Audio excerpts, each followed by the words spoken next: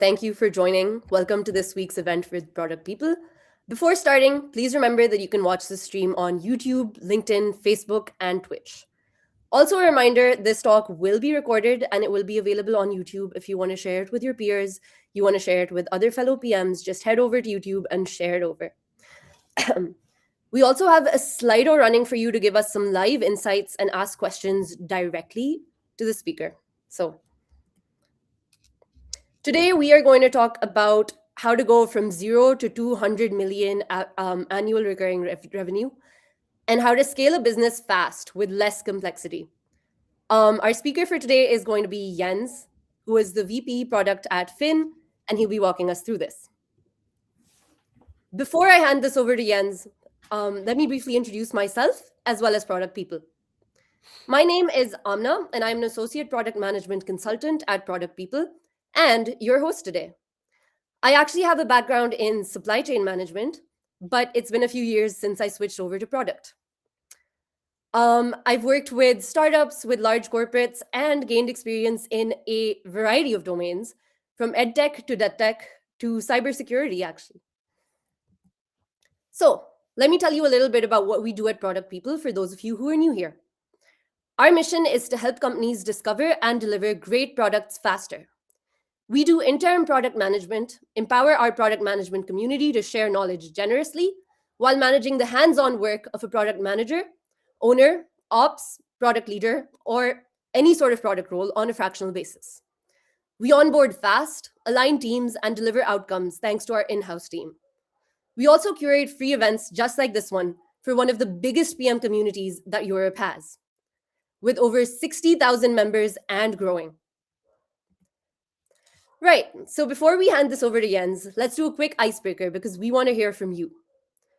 We have a question for you, and you can open slido.com and enter the number that you see on the screen, or you can also scan the QR code. For the ones watching on other platforms, please feel free to share your answers in the comments and we will definitely get to them. So our question for you is, which statement best describes how your organization ships today? Ship fast, fix later. Balance speed and quality. We overthink before shipping. Depends on the team. Honestly, we don't ship that fast. While you drop your answers, I am going to share my perspective on this. So I think I've been in organizations that have done it a lot of these ways. They've shipped super fast. They've moved on to fix mistakes later. But I think what I've realized along the way is that the option that is most prevalent for me is that it depends on the team. And I do think that that is maybe the right approach because it really depends. You shouldn't overthink it, but you also shouldn't underthink it. So yeah, in the meantime, I would love to get some answers from you. What do you think, Jens? Maybe you could also share how your organization does this. Yeah, I think this is a good leeway also to my talk later. So first of all, thanks, Amna, for the introduction. Very much looking forward to talk about it in detail in a couple of seconds. But if I would have to give an answer, I would clearly say yes. Say A, to be honest. I think if you build a company from the ground up, and if you basically have to also put a lot of things together, there's little basically overthinking that allows you ultimately to move fast. And therefore, I think in the environment that I'm in the environment that I also like to be in, so also basically commenting a bit on what you said regarding depending on the team that I like to work with is definitely an A team. I think it's depending on the team and depending on the company. And as said, for a fast scale company, I would clearly say A. Okay, perfect. So it's one of those situations where you take action now and then ask for forgiveness later. Cool. So we also seem to have answers that have come in. A lot of the initial answers that came in were actually for our last option, which is honestly, we don't ship that fast, which is concerning, but I guess we have a lot to learn here today. And then there's also some more options coming in for option B, which is we balance speed and quality, which is definitely one of the better ones compared to the last option there. So yeah, cool. With that, I think we can move on. Without further ado, I'm happy to welcome Jens Kegelmann, the Vice President of Product at Fin. He joined the company as one of its first employees. He's lived through every single stage of Finn's journey and embodies a hands-on, pragmatic growth mindset. One that's about getting his hands dirty, getting out of the building, talking to customers, and selling rather than just theorizing. Jens brings this approach into his leadership as well, and he helps teams focus on what really drives traction and scale. And that's why he's here today.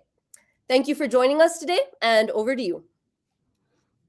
Thank you. Thank you again for the warm introduction. And as you say, I will be talking about how, I look at the challenge of scaling a business fast. And I want to tell the story of essentially the company that I work with, which is Finn, where we scaled ultimately from 0 to 200 million euros of annual recurring revenue, as you also introduced.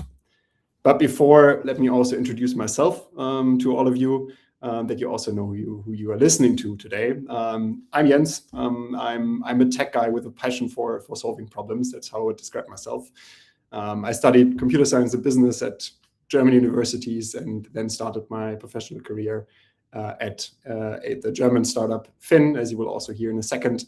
And I would call myself a builder. I think the role of a product manager I only got essentially then also through my basically responsibilities of Finn more and more accustomed to and more also familiar to. But the love to building, the love to solving products is what I really adore and what I also bring to my teams, that we ultimately, as said before, strive for solving problems with the utmost priority. So yeah, so far to me. But again, let's get to the topic for today. And as said, I want to take you along this journey of taking Finn from 0 to 200 millions in revenue. And for me, this question of how did we do this is answered by reducing complexity. And I think this, for now, might sound surprising that I tell you, hey, actually, you need to do less to get to 200 million euros of revenue. But I hope after listening to me, you get some more clarity on what I mean by that.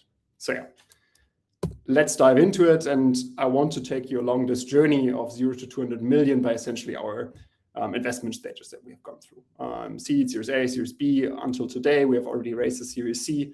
And we got through this timeline in roughly 6 years. Finn is founded in 2019.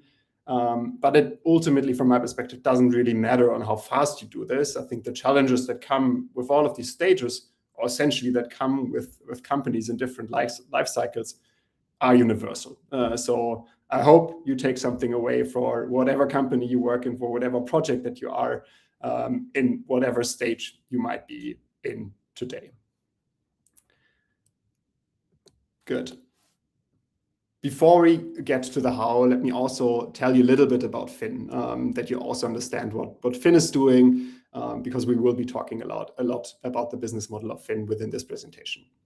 Finn is offering a solution to a pain of owning a car. And I would argue that owning a car sucks pretty much 99% of the time. 99% of this is, I would say, in often cases still offline, very fragmented with, if you think about the journey of going through ultimately owning a car, with lots of different people involved, a dealer, for example, a tire seller that needs to get you tires, insurance companies, etc., etc. And you need to connect the dots. You need to be kind of the control person here to bring that all together. And along that, the whole thing comes with long commitments, insurance costs, and as said, many different stakeholders. But on the other side, we as customers are not really used to such an experience anymore. We come from Netflix, from Spotify, where we ultimately pay someone to take all that burden away from a process that is such cumbersome. And essentially, this same basically answer to those problems is what Finn is trying to do. We want to bring a carefree experience to automotive, to ultimately owning a car. And that was the mission, this was the mission that we founded Finn with. And still embody today on everything that we do. And how we do that is with car subscriptions. So we believe that all-inclusive car subscriptions pretty much answer all those problems by taking essentially a all-digital approach to basically all of these questions and giving the customer a essentially true e-commerce experience and a flat monthly payment as before described on the subscription model to your car ownership. So essentially, you pay a fixed price, and by that, just drive. Nothing else needs to be done from your side. We take care of everything else. And for the customer, this feels like then that you go on our website, you have a 3-minute booking process, exactly like on an e-commerce. And you can pick, like on, for example, a fashion shop out of different brands, and then get this delivered directly to your doorstep. In terms that vary how you also need them to be, but making it a super simple and also transparent process for everyone that ultimately needs to have a car within their life. One thing that I also particularly found super cool with that is that we are also bridging the gap into EVs with this business model, given we lower the burden to get a car, and also the risk of, for example, in owning an EV, where many people fear that batteries might lose their capacity over time, and therefore the value of the car is gone. With this basically low or zero risk model, we are far ahead in terms of the market and have a bigger than 30% EV coverage within our feed. Yes, but as said, let's move over to the different investment stages. And within each investment stage, will also talk a bit about how much revenue we actually generated. As said, 0 to 200 million. And we look at essentially this first stage, which was seed stage. We started making money in October 2019. And this is the first year. Within the first year, we scaled from 0 to 5 million. Of revenue. And I think the key question for us within this first essentially step was, how do we actually sell cars online fast? Maybe you all know the Netflix series about it. But how can we break it down so we actually can start selling? And the realization that we had is that cars aren't that different from shoes. So we also approached this from start to end like we would be selling shoes. Why couldn't we? I think that's the question that really sticks with me. Why can't we just replicate what others are doing with e-commerce and just put it to cars? And that's also how we approached it. So for selling, you need some CRM. We picked HubSpot, I think a common choice in the market. For online, we picked Webflow. Shopify, and back in the days, didn't support cars yet. So we picked that. Today, probably would take some AI builder. It's replaceable. I think the main message here, you pick something that builds a website. There is no value in doing it yourself. And for fast, there is access to customers through Google Ads, for example. You get that. And that brings you relatively quickly to the one thing that is different to shoes. We're not selling shoes online, we're selling cars.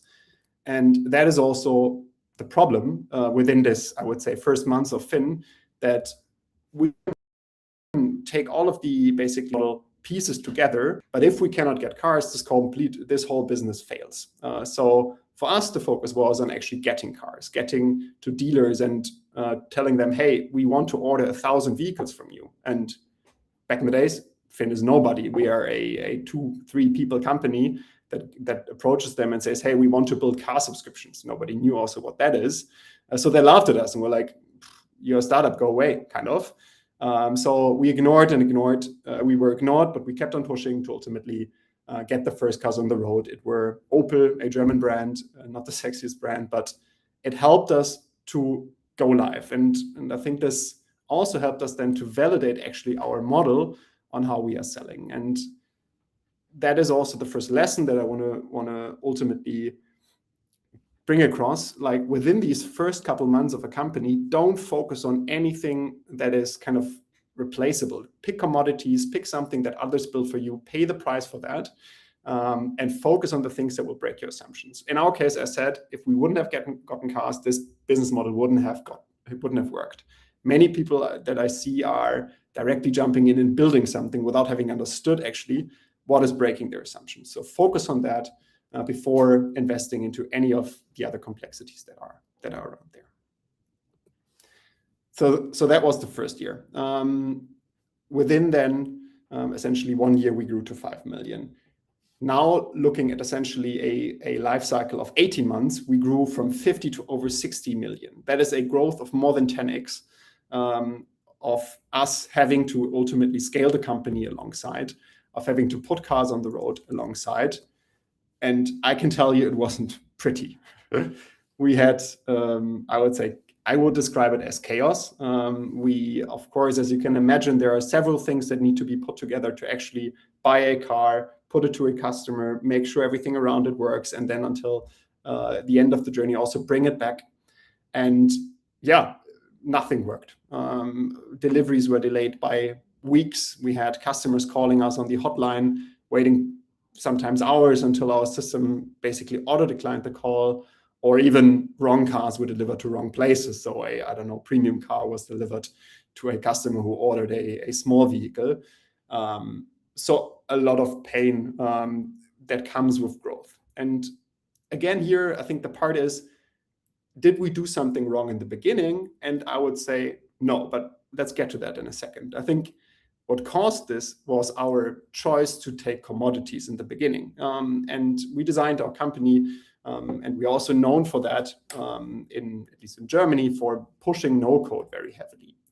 So what we did is that we took Airtable as our, I would say, core database where everything lived in, where cars lived in, subscriptions lived in, customers to some degree even lived in, and where we essentially had all our processes running over that. And not only did the processes that we have internally run through that, but also all of the different partners that we have, that we still have today, also were connecting into that. So external services connecting with API requests ultimately into our systems to take information out of it, to write new information into it.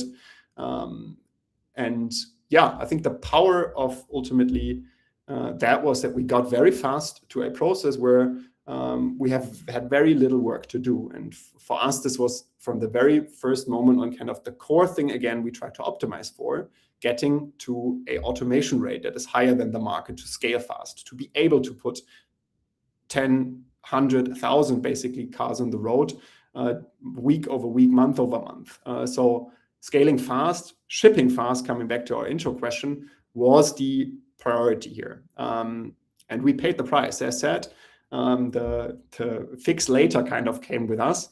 And essentially our database broke because Airtable has an artificial limit of a maximum of 5 requests per second that you can hit it with. And thereof, there was times where Airtable essentially said no and basically blocked. Of course, there was no caching, nothing to basically understand what in the meantime was going through and what we lost. So very, very bad.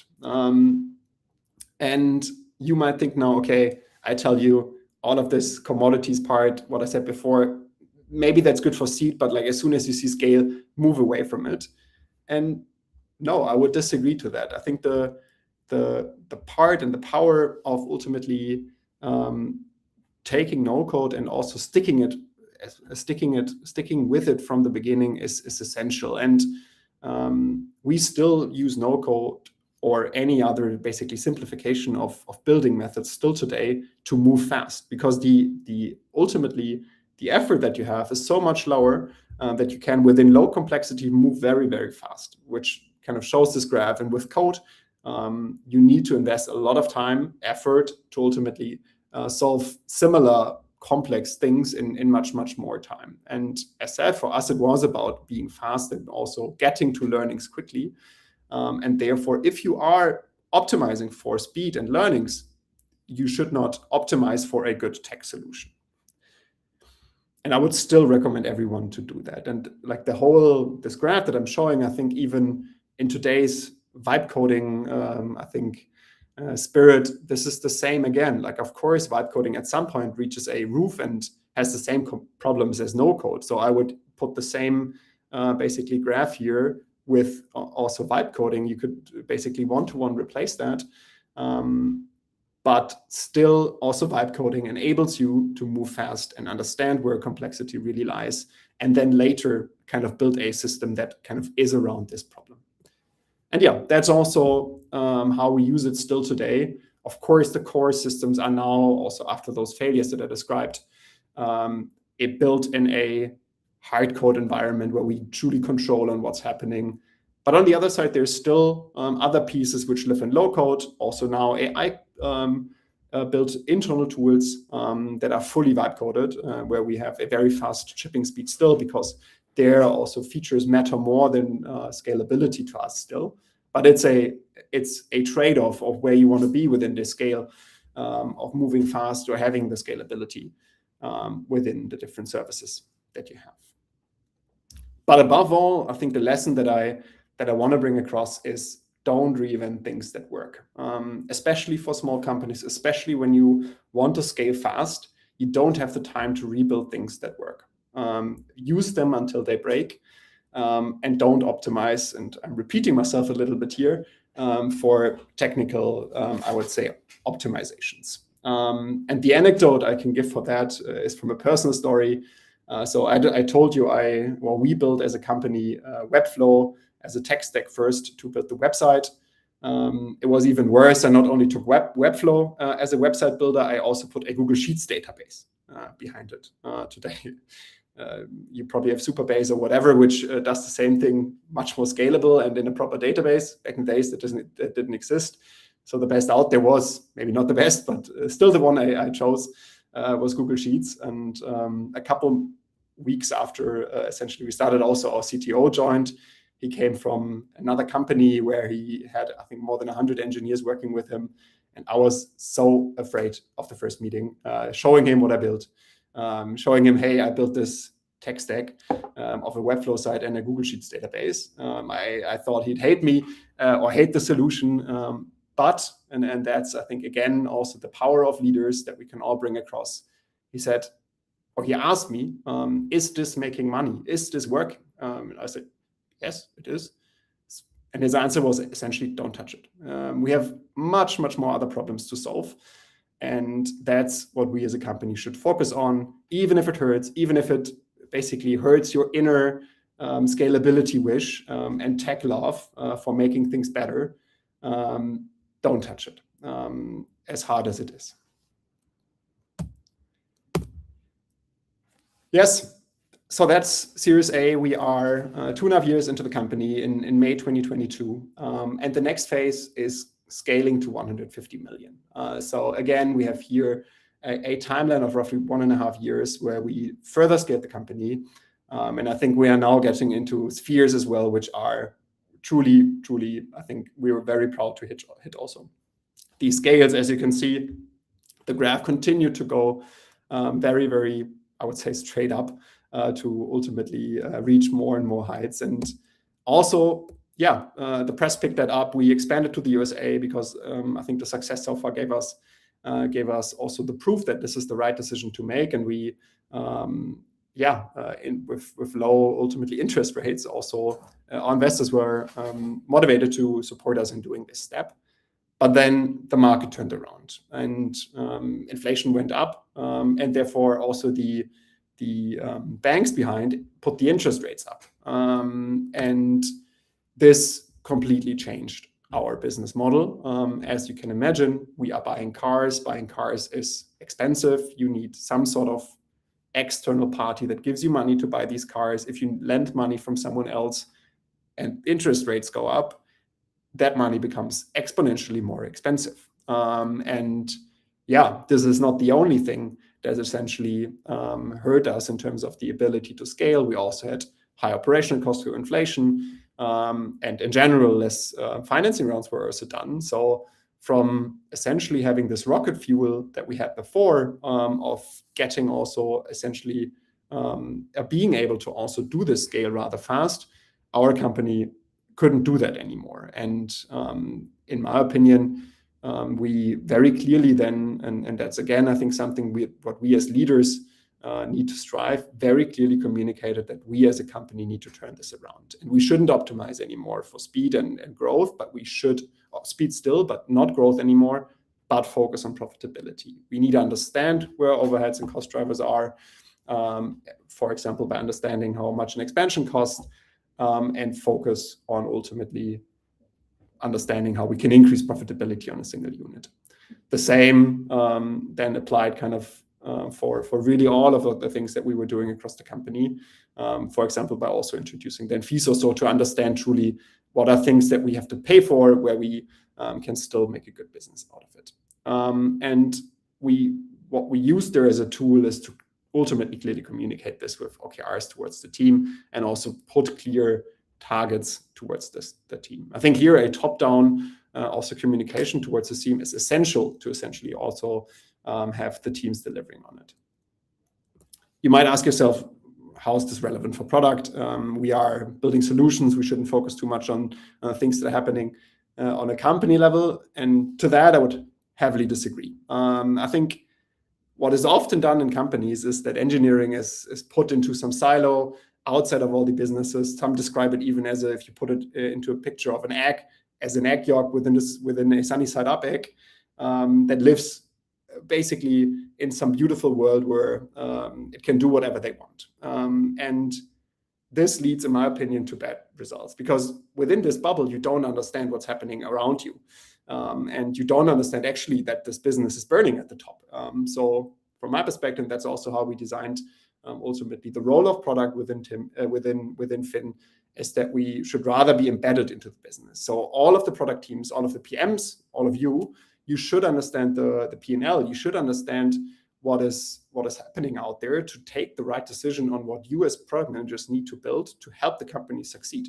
Your contribution is only as good as the company will then also do. And I think if we look into how also our role as product managers evolves with AI, this will only scale more. So with having zero costs for building, what we are already seeing with vibe coding or in general AI contributing directly to essentially our teams, our role as PMs becomes even more critical to understand the most painful things, the most problematic things within a company, and solve for those. So yeah, my lesson 3 is that product is not a bubble, and we should be understanding the core problems of a business. Yes, and that moves me to the last stage of optimization. It's the stage that we are in today. We have reached a annual recurring revenue of more than 200 million. And yeah, you can see, as I said, that we did this journey through a timeline of roughly 6 years. What you can also see is that we got through a dip, the dip that I also talked about, where we definitely came out stronger as a company to truly understand how we also work, how we ultimately set clear goals, and therefore resetted a lot of things to help us be a better also product company forward-looking. Still, I think from what I can kind of tell from how we work today is that the core, the most simple framework that I would advise you all to use is for feedback loops. You've probably heard it 1,000 times, what feedback loops are, and it might sound very simple, but I believe this is the most powerful tools that product managers have to always push to go from a problem and insight into understanding this with even faster than in the past, acting even faster than the past, learning all of this, and going back into insight. And yeah, especially with AI, and I want to make this point again, you need to understand and need to go through each of these steps to make sure that you're building the right thing. If we're just shipping features without understanding why we're doing them, there is little point on doing it. So yes, we will get faster, but we shouldn't move away from our principles of how we work within product. And that's also what we preach to our teams here, to always understand why they're doing things and understanding also the impact of their work. And again, I think this is theory, so let me make this specific with an example that I want to bring. So the example that I want to bring is our car delivery experience. As said before, we are an e-commerce business, so for us it was natural that we ultimately ship cars to customers. If you buy something online, you get it shipped. So why also not ship cars? So that's what we did. That's what we have been doing. And we have now more than 30,000 cars on the road that we shipped to customers.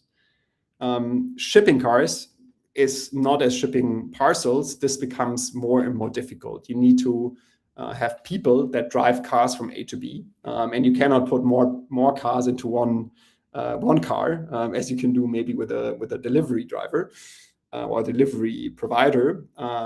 So we realized at some point, okay, this is not going to scale the way we are doing it at the moment. So we designed a target picture. We designed these Fin stations where we imagined customers picking up their cars, maybe at some point even doing services, returning them, getting instructions for their cars, and for us, the ability to get scalability again, where we can directly deliver cars to the station and then have the customer basically doing the heavy work in terms of getting it from this spot then to the doorstep. Instead of just building 20 stations across Germany because we believe this is the right picture, we went one step back. And as said, feedback loops always start with an hypothesis if you have identified a problem. And for us, the hypothesis was that if we start offering to essentially this fin station, and by that allow customers to pick up their car, we would get a take rate that's high enough, so it would allow us to reduce delivery costs. Because if you remember, the only thing why we are doing this here is that we solve our scalability problems of delivery. That's the hypothesis for us. And the way how we then went into this first feedback loop was the question for us, what is the most, again, coming to my very early lesson, what is the breaking assumption that we have in this hypothesis? And the breaking assumption in this hypothesis is the interest. So what is the easiest way to validate interest? We like to use fake doors for something like this. So for all of you who don't know what a fake door is, essentially you mock a feature without the functionality of it behind. So we mocked the feature of a pickup within our checkout, gave the customers the option of a essentially free reduced pickup fee at a station at a cost that was acceptable for us. And after they went through, we said, okay, this is not available yet. We will deliver the car for you at the price that you picked. No one complains about that. But we learn how many customers will be taking this option. And we resulted with that roughly 60% of customers were interested. So within our understanding, this was enough. So we moved over to the next step, which was an actual pilot that was then the second step within kind of the hypothesis breaking, that we can actually pull it off, that we can also by that reduce the fees that we have for delivering and answer those questions. And after also the successful pilot, we then only in the third step, the third feedback loop, only launched the first real station that we still have today. And yes, this process took maybe it took I don't know, 2 to 3 months, yes. But we clearly understood what we want to do before just building something, rolling out, and then realizing later, hey, this is not working. Now, as soon as we have validated all these key things, we are rolling out those stations heavily in Germany. So I think in the last 2 weeks alone, we opened 2 more and have already now a good network across Germany with more than, I think, 20% of the deliveries already being fully handled at the stations. So yes, coming back to my message in the beginning, the one thing that I would like you to take away is stop overcomplexifying. Don't jump directly into solutions. Understand what you're actually trying to solve and accept imperfection. Imperfection, like I showed you with a fake door, is the enabler for fast growth. Nothing can be perfect if you want to go out and learn. So again, stop overcomplexifying. And yeah, that's how Finn got from 0 to 200 million. And I can tell you there is a lot still coming for the company. And I'm personally excited for it. So yeah, thanks for listening. And now very excited for all your questions.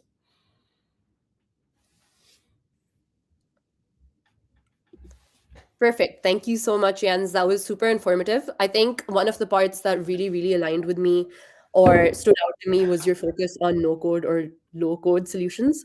That's something that we've really seen a switch towards, even with clients that we work at. There's a lot of emphasis being placed on things like prototypes. And the point of these is not to replace the devs that do all of the hard work, of course, but it really helps speed up the process. It helps convey what you want. It helps the design team figure out what you want and what you are really envisioning. So that really, really resonated with me. Loved that. So with that, we're going to begin our Q&A. So please feel free to go to our Slido and put the questions you might have right there in the Slido or in the chat if you are joining from any other platform. I'll give everybody a little bit of time to type in their questions. And in the meantime, I will go over a couple more slides about product people for anyone who is just joining us. So yeah. So let's talk about the use cases when you may want to work with us. Our interim product managers and owners cover parental leaves, scale your product management team quickly, or lead key initiatives while bridging the gap until a full time employee joins. With us, you can get temporary help to drive product discovery and delivery for a deadline and create big impact in a short time, which is fun because this is sort of what we were talking about in today's talk as well. We can also coach your product management team to reach their full potential through streamlining processes from 0 to 1, including product operations and product management. And we can assist you with running discovery to uncover your next impactful initiative or product. We work with a number of B2C as well as B2B clients. You can see a few of our B2C clients on screen, and they really vary. There's a large number of them, but a few of the ones we've worked with include Eventim, eBay, FreeNow, and many, many others.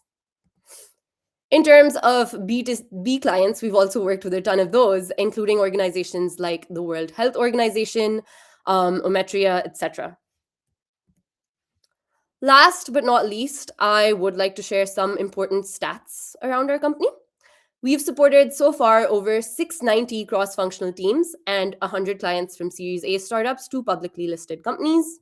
We have 40 product leaders and product managers in-house to deliver high-quality services to our clients. And we take great pride in the fact that we have 59% women in our team and 60% in leadership roles, which is a huge number, and it is great. With that, it does look like we have some questions, so feel free to keep sharing some more as well. I hope that everybody can hear me fine. Is there an echo? Let me try to sort that out. Okay, so I just started sharing audio again. I hope that that is a little bit better. I hope that everybody can hear my questions that I'm about to share. A few of the ones that we've had in chat. The first one is, what methods does Finn use to experiment with new concepts, and how do you decide what to experiment with next? I think you touched upon that briefly in the last set of slides that you shared, but maybe if you could give some more examples, or also let us know, how do you decide what you want to experiment with next? Yes, so I think, as you say, two different questions, right? One is priority, one is then on how you kind of approach a challenge. First on priority, as said, our product managers at Finn, they need to understand what the company has as key problems, and therefore we work on next what the company is basically having a biggest problem with at the moment. So for example, to make it specific, at the moment we are struggling with delays. This is a key operational process that we have. And of course, that means that the product managers responsible for this process need to understand and deep dive into the respective processes behind and ultimately work on that. So again, coming to my point, it is important that you understand where your company stands and that you ultimately, based on that, also prioritize on how you can help the company best succeed. To the second part of how do we understand, how do we approach such problems with different methods? Again, I think here it depends on, of course, which environment you're living in. I gave one example, which was, or I have actually two examples, which I think also spread a bit the different toolboxes that we have. The one part is a fake door, and I think this applies for in-person user testing, all these kind of things. We also, if the amount of users is high enough, we like to do A/B testing. We like to run surveys. So I think whenever you basically can get an insight from a user, you should directly approach them to essentially use this direct channel towards them. The second part is, I would say, about processes. As said, like we ran a pilot. This was the second step that I meant. So essentially, we took the process that we want to scale into a very small volume, and by that, then kind of validate if things are working. And you can do that with a cherry-picked volume, or you can do that by essentially sampling to say, hey, we will want to do this with 10% first to understand how things are going. To then again bring you into a feedback loop of understanding how things are working. Perfect. Thank you. We also have a bunch of other questions, so I'm just going to dive right into the next one. Arnav asks, when you had almost no users, what was the one thing that you focused on that actually led to that first bit of growth, your first breakthrough? Let's go. Yes, and I think, to be honest, for that I can go back to also what I shared in the presentation, and also talking about how to sell cars online fast. I think the market that we dove into was not a essentially new market. I think there's also the part where that I would advise you to understand, like, what is a existing market that you're going into. There's always probably some sort of existing market, and tap into that market, tap into that user interest, and try to basically take them away from that. For us, this was leasing, for example. So essentially approaching people who are leasing interested, and basically then poaching them away from leasing and saying, hey, we have a better alternative for leasing, rather than going out and saying, hey, look at car subscriptions. Car subscriptions is a cool new platform that nobody knows about and nobody searches for, where it's much harder for us, of course, to then also get first real growth, real customers. So yeah, to summarize it, tap into existing markets. Cool. We have another question, which I think is super interesting. So we did touch upon the value of moving fast and then, fixing later. But one of the questions is, what are the indicators or signals that you are moving too slow? How would one figure out they've fallen into a ditch there? Yeah, so I think it's of course like depends on the situation a bit, and I think you need to start developing a feeling on how that also then is different for people. For me, it's a team should be continuously shipping. So, for example, we also run in 1 week sprints. If we complete a sprint and haven't shipped a single thing, then that's for me a first indication that we are moving too slow and that we are not kind of on a pace where we would ultimately need the team to be. What I also often see with teams is that they're spending a lot of time sort of synchronization on like understanding the impact of something, and they just need to have someone who tells them, go for it. There is nothing that blocks you. Ask the question, what is the worst thing that could happen? And often that already then takes the fear away from people on going out and also starting to learn. So yeah, I think, as said, depends a bit on the person, but I think you should be seeing continuous progress of also continuing to push things out, and not being afraid to also do this. Okay. And then another one that I think is very relevant to one of the examples you shared. So there is a question coming in about how much customer validation is enough. Do you define that before you even go into this validation process? Yes. So to take the example of the fin stations, we set a minimum essentially take rate that we would need to achieve in order for us to make this viable. And the test was optimized around that. So if we wouldn't have ultimately achieved it with the essentially price point of 99 euros to basically have people picking up their car, essentially this would have changed other components within our plan of how viable this would be for us, that then would have needed us to basically restart the test with different input factors, for example, reducing the price, seeing then, okay, what does it do with the take rate, to then update our ultimately inputs for the test. So yes, strong recommendation whenever you also start a test, clearly define success criteria on what you want to see. Otherwise, you will be looking each other's faces and asking yourself, good, bad, we don't know. Absolutely. This one is super interesting. So another question that's come in is, what are some of the biggest fails you've had along the way with low code or automation? If none, any learnings that you have to share, but if any, that would be interesting to hear about. Yeah, and I think my presentation was full of it, to be honest, of us using Airtable, and basically shutting down our business. So at times it was like that customers even couldn't check out anymore, and we had I would say burning house behind the curtain. But yeah, I think another part of this pure scalability problem is also the power to people kind of that we also often see coming along with no code. Of course, you give a lot more people the access to also changing things within your databases or within your processes. And often these people are not accustomed to, I would say, practices that are more standard to engineers, of like testing, of validating before you go live. And with physical objects, this becomes sometimes then very expensive. So we had, for example, processes that were changed by someone from a business stakeholder within Make, a automation platform, that triggered delivery rights for customers, which obviously isn't great. So again, I think you have the scalability, you have the access part, and kind of both can go into very bad directions. But I would again, as said, like focus on the things that you can enable with it rather than seeing the problems. Okay, that one was a very interesting answer, and I'd just like to maybe add on to that question myself. So I've been part of a startup, and we have had a few of these problems as well, where we're moving super fast, leads to some outcomes, that are maybe not more desirable. And then I'm assuming that there is a strong culture towards actually communicating with the customer and building trust constantly to make sure that this doesn't, negatively impact the brand that you've been building so far, right? Yeah. Okay. Yes, 100%.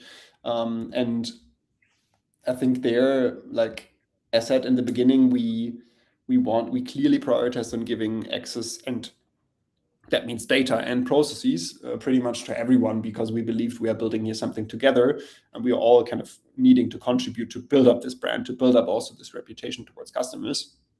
And for us, the addition of new things was more important than essentially the kind of ensuring the baseline. So if you don't have communication to customers, it's better to have it. And like you need smart people in a way to also do that. Then in a good way, you can't kind of rely on someone that's gonna also push it, of course, into a wrong direction. But in a small team, and I think that's especially for young startups, very important. Rather, at least that's my experience, give more people power than less, because there's so much to do that you need the improvements rather fast, or the new features rather fast, than you should be worried about the impacts that you ultimately might have on the brand. For today, this looks different. Yes, so for today, as said, like we have clear also guidelines on what needs to be there, for example, for a feature to be rolled out. So let's take again this like station part.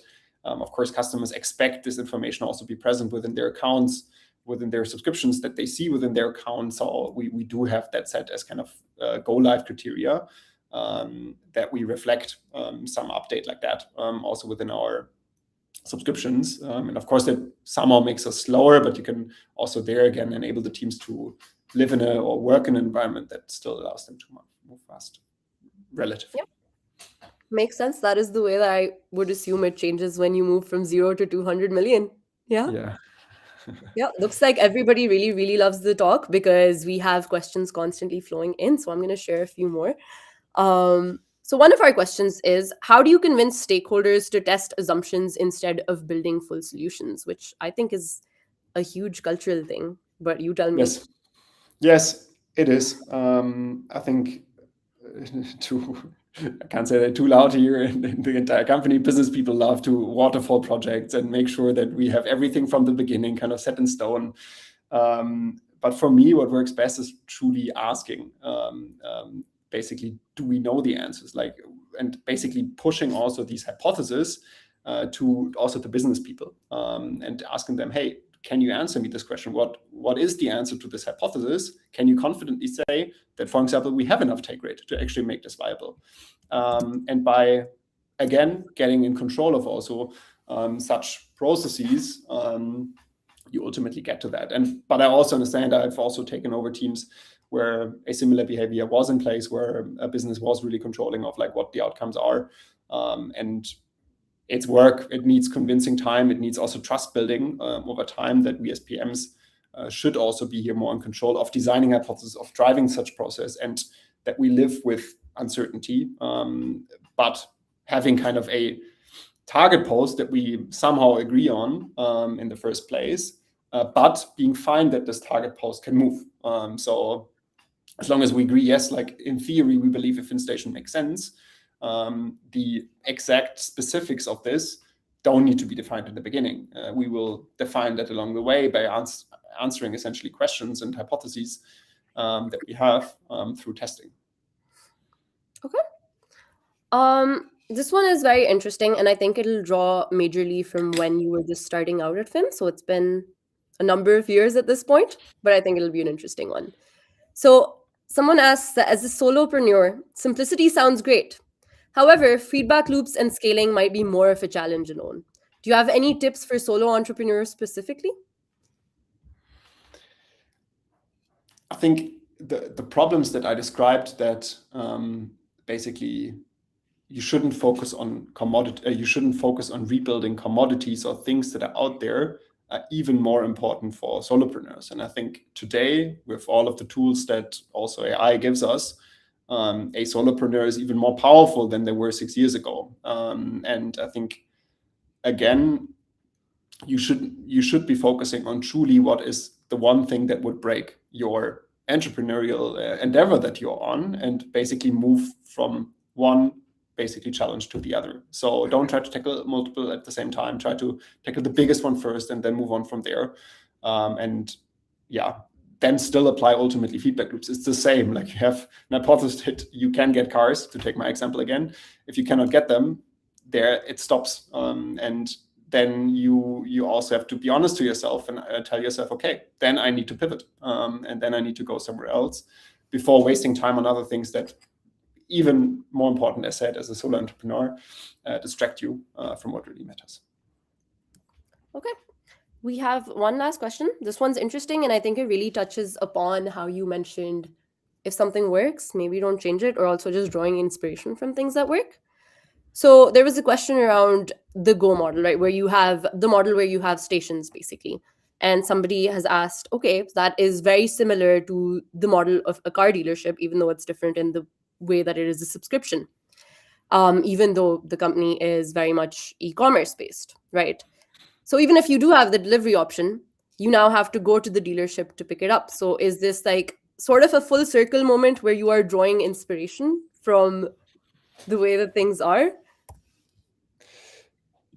Yes, but I think, to be honest, this is how we run also product. We draw inspiration out there in the world, what other people have already done, and try to basically make it for good use for us. So I think, like, as you say, like, probably every problem has been solved by someone else before. It's just your challenge trying to translate it with the core pieces best on how your problem is kind of evolving. And I think if we take this picking up basically example again, I would say the core problems are not within the picking up looking at your dealer. The core problems with a dealer are, in my opinion, that there's someone sitting at a desk where you need to go to talk to them and get offers from them, and then need to sign a paper, probably scan and upload and whatever, do a lot of things. That part we are still solving, but we essentially have tested to take one piece of this puzzle of a dealer out of it and say, okay, what if we take that away from our initial belief and what we believe needs to be a car offering of the 2020 century, and sorry, then validate if customers also agree with that. So we wouldn't have just basically forced the customer to do it, but we have taken customer feedback to also validate if our assumption is correct, that for customers, this part is okay to be taken out.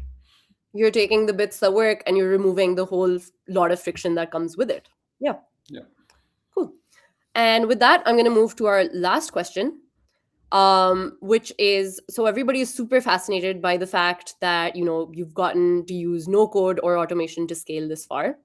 And then the question is, to solve any technical debt that emerged, did the devs step in there? Did your dev team step in there to solve that technical debt later on? Or how do you go about that?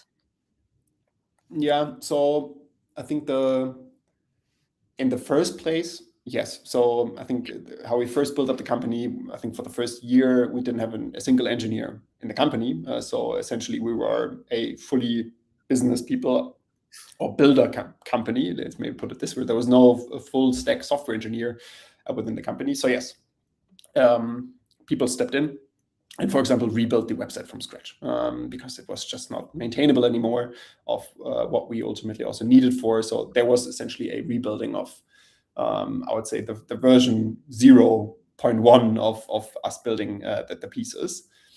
I think today this is more a structured process. Today we have a role that we invented. I don't know. I don't want to take that claim, but we call it a business automation and AI manager, a role that is essentially someone who comes with a business or a business tech kind of a combination of a degree, and is focusing on using AI, using no-code tools to solve problems. And these people, they don't work kind of within a silo outside of the teams, but essentially are a addition to our product engineering design teams, to work hand in hand. And then within the teams, we can decide, okay, is this a solution or is this a problem we want to solve with version A, or basically path A or path B, path no code, path AI, path hard code. And the team can together decide on what makes most sense. And then the team can also together decide, are we hitting respective limits where we need to change it? So I see it as a continuous, basically, then discussion within the teams of what to pick and how to ensure ultimately that they also deliver up to their goals, which is coming back to kind of also the business ownership for the teams. Absolutely amazing. I think that adaptability is definitely part of what got Fin where it is today. I think also that focus on automation, on low code or no code solutions definitely amped up the speed. And yeah, that has been amazing. That is all of the questions that we're taking for today. But perhaps we have a few more drop into the chat and we will share those with you so that you can share your answers over maybe. Anyway, thank you everyone for your questions and thank you for your answers. That is all for today. We'd also like to mention that we are hiring for associate PM and PM roles. You can apply by scanning the QR code on the screen, anyone in the audience, of course. And I would also like to invite you to subscribe to our newsletter, where we share insights and our experiences in product that we gain during missions. I am part of the newsletter team, so I would absolutely love if you could, drop us a follow and stay posted. Coming up next week, make sure you do not miss our next live stream, where Bex Yalland will be talking about psychological safety that drives inclusive innovation. Make sure you join us next time. And thank you so much, Jens, for the incredible talk that we've had.